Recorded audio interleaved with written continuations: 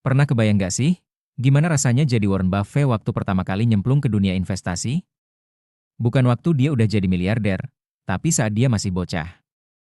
Yap, beneran bocah, usia 11 tahun, masih pakai celana pendek, tapi udah beli saham.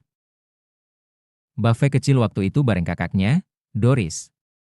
Mereka berdua beli 3 lembar saham CTS Service Preferred, seharga $38 per lembar. Totalnya $114. Kedengarannya kecil? Mungkin. Tapi buat anak kecil di tahun 1942, itu gede banget. Tapi, yang bikin menarik tuh bukan soal nilainya. Tapi gimana Buffett bereaksi pas harga saham itu turun. Dari $38, jeblok jadi 27. Bayangin, anak 11 tahun panik lihat duitnya nyusut. Tapi dia tahan. Gak dijual. Akhirnya saham itu naik jadi $40, dan langsung dia jual. Lega? Mungkin. Tapi tahu apa yang bikin dia nyesel seumur hidup? Saham itu terus naik, sampai $200. Disitulah Buffett belajar satu pelajaran penting, kesabaran. Dan sejak saat itu, prinsip itu jadi pondasi utama gaya investasinya. Tapi tunggu dulu, ada hal yang lebih menarik. Buffett waktu itu udah punya kebiasaan nyatet semua pengeluarannya. Bahkan sebelum beli saham pertamanya, dia udah pernah jual permen karet, soda, dan majalah dari pintu ke pintu. Dia ngerti satu hal penting, nilai dari setiap dolar yang dia punya. Itulah kenapa, waktu dia invest, dia nggak cuma mikirin untung cepat. Dia mikirin potensi jangka panjang. Dan itu yang jarang banget dimiliki investor pemula. Kebanyakan orang, lihat harga saham naik dikit, langsung jual. Turun dikit, panik.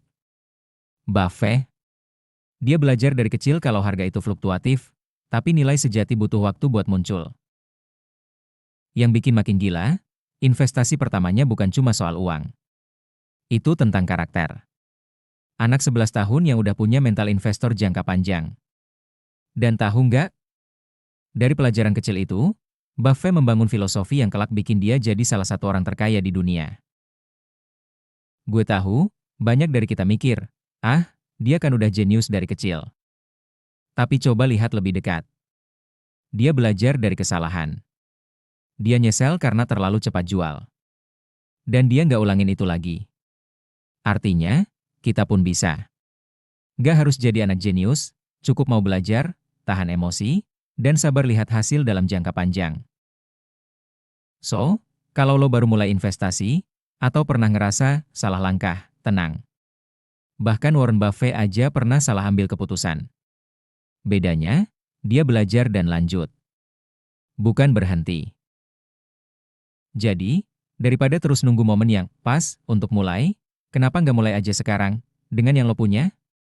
Karena bisa jadi, pengalaman pertama lo, kayak Buffett, bakal jadi fondasi untuk sesuatu yang besar ke depannya.